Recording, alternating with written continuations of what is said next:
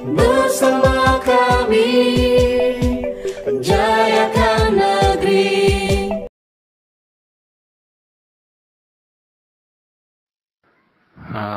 Assalamualaikum warahmatullahi wabarakatuh.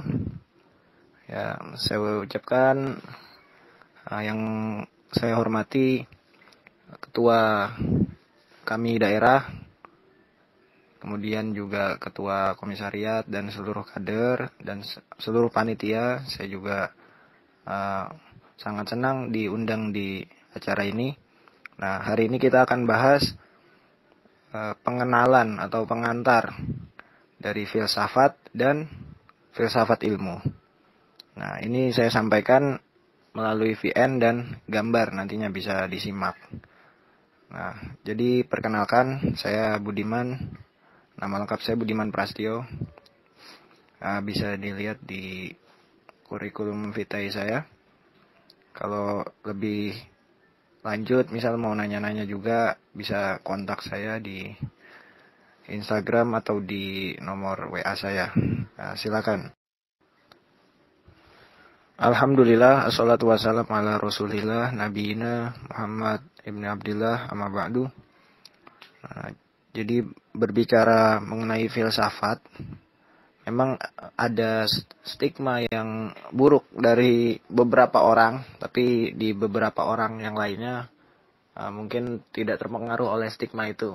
Nah, mungkin salah satu pembahasan pada hari ini, pada malam ini juga akan bertujuan ke arah sana. Artinya menghilangkan stigma buruk terhadap filsafat.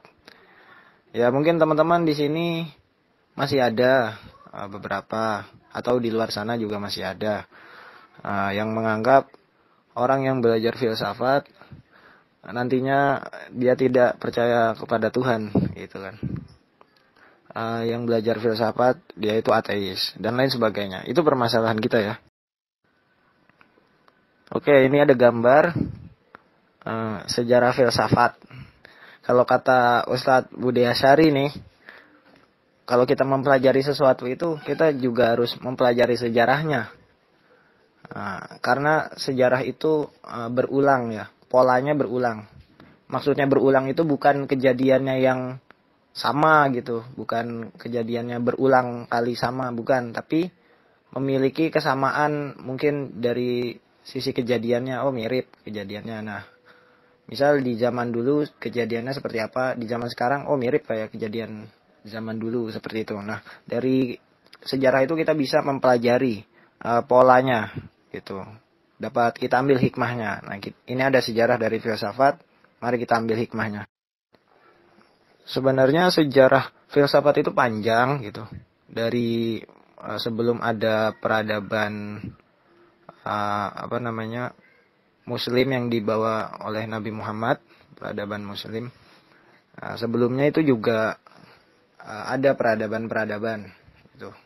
Ya zaman itu ada nabi gitu, cuma ya beriringan itu ada peradaban di Yunani gitu yang tertulis di sejarah. Nah, sejarah ini juga ciri-cirinya adalah dia itu tercatat gitu kan. Nah, di sejarah Yunani itu tercatat bahwa di zaman Yunani juga ada filsafat. Filsafat di Yunani ini bangkit setelah orang-orang Yunani itu terlepas diri dari paham yang pagan. Paganisme itu percaya terhadap dewa-dewa. Nah, jadi orang Yunani sebelumnya percaya terhadap dewa gitu kan. Hujan, oh ini ada dewa A gitu. Ini petir, ada dewa A. Ada dewa yang jahat, ada dewa yang baik. Berantem gitu. Pokoknya gitu lah cerita-cerita dewa Yunani. Segala sesuatu fenomena alam itu dikaitkan dengan dewa. Nah, ini paganisme ya, ada dewa matahari, dewa keberuntungan, dan lain sebagainya. Nah, setelah itu mulai open minded nih orang-orang Yunani. Nah, oleh sebab itu ada istilah filsafat nih, mulai ada filosofos. Nah, jadi dia itu memikirkan sesuatu fenomena alam, tetapi memang dari fenomena alamnya tersebut, dari pengamatan tersebut, bukan terhadap kepercayaannya mereka sebelumnya. Misal hujan, ya udah mereka memikirkan hujan itu menurunkan air, sebabnya dibawa oleh awan seperti itu, bukan percaya terhadap dewa-dewa lagi. Nah, kemudian lanjut ke zamannya Barat ya. Tadi Yunani sudah. Nah, di zaman Barat, di Barat itu maksudnya Eropa dan sekitar ya. Nah, di Eropa ini bangsa Eropa masih terjajah pikirannya oleh agama mereka sendiri, dogma dari gereja mereka sendiri. Artinya orang-orang itu dalam mempelajari ilmu dibatasi oleh ajaran-ajaran gereja mereka. Kalau ada yang menyimpang dari gereja mereka, maka itu dinyatakan salah. Nah, ini sebelum terjadinya Renaissance. Renaissance itu bangkitnya kembali ilmu-ilmu pengetahuan di Barat. Saya berikan contoh-contoh ini ya, tokoh-tokoh Renaissance di Barat. Itu terjadi abad 15, berarti 1500-an sampai abad 16. Itu lagi bangkit-bangkitnya tuh bangsa Barat. Sebelumnya kan mereka terkunci gitu kan oleh ajaran-ajaran Kristen, oleh ajaran-ajaran gereja. Jadi harus percaya dengan ajaran gereja. Ilmu pengetahuan itu apaan sih ilmu pengetahuan gitu kan? Nggak peduli. Nah, itu ada ya contohnya banyak itu ya. Roger Bacon, terus Copernicus, mungkin tidak asing lagi ya, Kepler. Kalau orang fisika mengenal hukum Kepler ya, antar planet, orbit. Nah, teori seperti itu. Galileo. Nah, ini yang membuktikan teorinya Copernicus. Copernicus itu mengatakan bahwa ya itu tata surya, sistem tata surya, heliosentris, ya, pusat tata surya itu matahari. Jadi bumi yang mengelilingi matahari, bukan matahari yang mengelilingi bumi gitu. Nah, ini ditemukannya teknologi bernama teleskop. Nah, Galileo ini dia membuktikan teorinya Copernicus, tapi malah dihukumnya itu matanya dicongkel. Nah, sungguh kejam ya itu ajaran dogma dari Kristen pada saat itu. Nah, terus kemudian kita ngomongin Islam nih, peradaban Islam yang dibawa oleh Nabi Muhammad gitu. Nah, sebelumnya kita udah berbicara Yunani, sebelumnya kita sudah berbicara Barat. Nah, kita mundur sedikit di zamannya Dark Age. Zaman Dark Age itu seperti tulisan sebelumnya bahwa Barat waktu itu masih di zaman kegelapan, masih zaman jahiliyahnya orang Barat pada saat itu. Nah, bersamaan dengan zaman jahiliyahnya orang Barat, orang Islam maju nih. Orang Islam maju di abad ke-6. Artinya kan sebelum abad ke-15 atau abad di mana Barat itu bangkit. Nah, kita lagi bangkit, sudah bangkit gitu.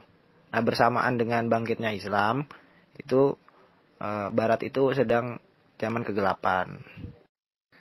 Nah, sekarang kita analisis nih, perbedaannya apa sih yang terjadi di Yunani, yang terjadi di Barat, dan yang terjadi di Timur atau Islam.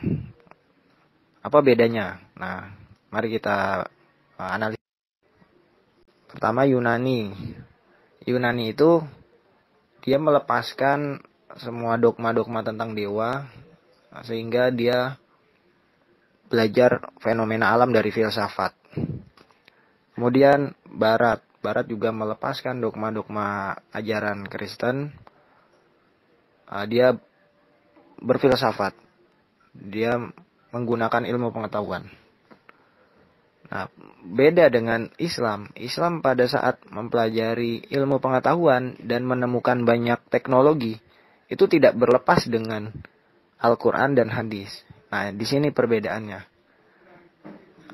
Orang-orang Islam yang mempelajari ilmu pengetahuan atau ilmuwan pada saat itu tidak dihukum oleh ulama-ulama pada saat itu. Mereka menemukan ini, menemukan itu. tidak bersinggungan dengan Al-Quran dan tidak bersinggungan dengan hadis. Nah, teman-teman di sini mulai memahami ya perbedaannya apa dari Yunani, Barat, dan Islam. Itu pengantar dari sejarahnya. Nah, dari tadi kita ngomongin filsafat. Apaan sih filsafat itu maknanya? Nah, kita udah mempelajari sejarahnya, sekarang kita maknanya nih. Nah, makna filsafat memang pertama kali dicetuskan oleh peradaban Yunani ya. Sebelum Masehi sudah ada istilah filosofos atau filosofia. Nah, apa sih artinya? Ini berasal dari bahasa Yunani. Philo atau phil itu artinya suka. Kalau sophia artinya kebijaksanaan. Nah, mungkin ada yang namanya Sofia. Nah, seperti nama ibu saya nih Sofia. Nah, artinya kebijaksanaan. Nah, kalau digabungkan ini artinya orang yang gemar mempelajari ilmu pengetahuan. Artinya dia menghasilkan kebijaksanaan dari ilmu pengetahuan. Artinya kurang lebih seperti itu ya. Itu secara harfiahnya. Ya memang secara bahasa lainnya itu banyak ya. Misal di Arab ada falsafah. Nah, di Arab ada falsafah. Ada misal di bahasa Inggris kan jadi filosofi. Nah, banyak lagi bahasa-bahasa lainnya yang diambil dari kata dasarnya itu yaitu filosofi ya. Nah, teman-teman di sini ada dua lingkaran yang ada di bawahnya. Filsafat ini tidak lepas dari dua definisi ini. Kita harus bisa membedakan. Yang pertama empiris dan rasional. Jadi filsafat ini dia itu empiris dan rasional. Yang dimaksud dengan dia itu berpikir filsafat, dia itu berpikir secara empiris dan rasional. Apa itu empiris dan rasional? Nah, pertama empiris. Ini empiris ya, bukan empire, beda lagi. Empiris atau empirik. Nah, ini sesuatu yang bisa diterima oleh panca indera. Panca indera kita, misal kalau visual ada mata ya, penglihatan. Suara bisa ditangkap dengan telinga. Terus kalau suhu berarti kulit atau ya, indera perasa, rasa gitu kan. Pokoknya panca indera itu yang ada kelima indera itu. Dan semuanya itu bisa diukur. Bisa diukur kan. Bisa diukur menggunakan satuan. Misal kalau dia visual bisa diukur panjangnya. Bisa diukur. Pokoknya bisa diukur. Empiris itu sesuatu yang bisa diserap oleh panca indera. Nah ini berbeda dengan rasional. Rasional itu bisa diterima akal. Walaupun kita belum meresap ke panca indera. Tapi bisa diterima akal. Misalkan ada sampah minuman bekas boba ya, bekas minuman boba ada di meja. Pasti kalian berpikir ya, oh ini minuman ini atau sampah minuman ini pastinya ada yang membawa ke sini, pastinya ada yang habis minum gitu. Padahal sebelumnya kalian belum pernah melihat kan, tapi itu masuk akal gitu, bahwa benda ini, sampah minuman boba ini ada yang membawa ke meja ini, seperti itu. Padahal sebelumnya kalian belum pernah dengar siapa yang bawa ke situ. Tapi kan masuk akalnya seperti itu. Rasional itu seperti itu, dapat diterima akal. Nah, tadi ada definisi lagi. Kita mendapatkan kata ilmu pengetahuan. Jadi ada ilmu dan pengetahuan. Ini berbeda. Nah, bisa dilihat perbedaannya. Pengetahuan itu segala sesuatu yang kita ketahui, baik itu kita terima secara empiris, tadi udah paham ya sebelumnya empiris itu apa. Nah, baik kita terima secara empiris dan rasional maupun tidak, itu pengetahuan. Artinya kalau kalian mendapatkan informasi hoax itu kan, informasi yang belum bisa dibuktikan secara empiris dan rasional, itu juga termasuk pengetahuan bagi teman-teman. Seperti itu. Berbeda dengan ilmu. Kalau ilmu itu harus dapat dibuktikan secara empiris dan rasional melalui metode ilmiah. Kalian sudah pernah mendengar metode ilmiah kan? Pertama ada observasi, ya kan? Perumusan masalah, observasi, kemudian eksperimen, analisis data, dan kesimpulan. Tidak asal menyimpulkan saja. Nah, kesimpulannya nanti akan menjadi ilmu, gitu kan? Nah, maka kalau ilmu pengetahuan itu berarti mencakup banyak pengetahuan. Ilmu pengetahuan itu berarti mencakup banyak pengetahuan. Misalkan ilmu pengetahuan apa? Ilmu pengetahuan alam. Terlalu luas. Biologi. Biologi itu di dalamnya ada misal sel, belajar sel, kita belajar hewan, kita belajar tumbuhan. Nah, itu kan bagian-bagian dari pengetahuan.